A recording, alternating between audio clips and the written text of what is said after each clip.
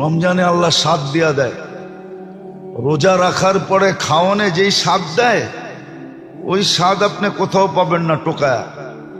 রোজা থাইকা দেখেন, তারপরে বুঝবেন। তো যেটা বুঝাইতেছিলাম, শাবান শবে বরাতের পরে করণীয় কি? করেন, কাজে দিবে।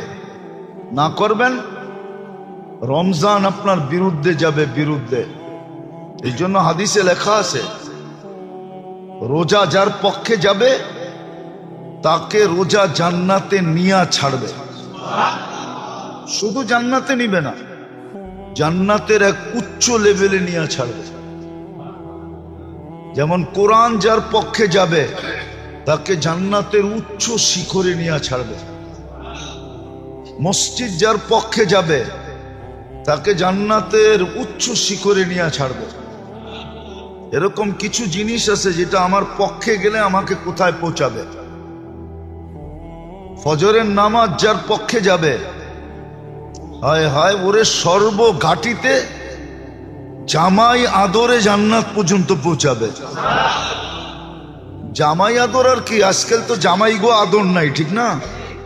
হ্যাঁ, আদর হইব কর্তিকা, বেশিরভাগই তো এখন পছন্দের বিয়া, ঠিক না? ঠিক না? মনে হয় বোঝেন নাই। আরে বুঝছেন, পছন্দ কইলাম, আর কিছু কইলাম না।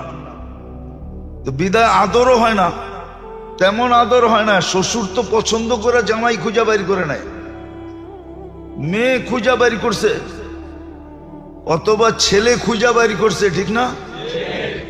তো কয় তোরা তোরা করছ, তোরা তোরা বোঝ,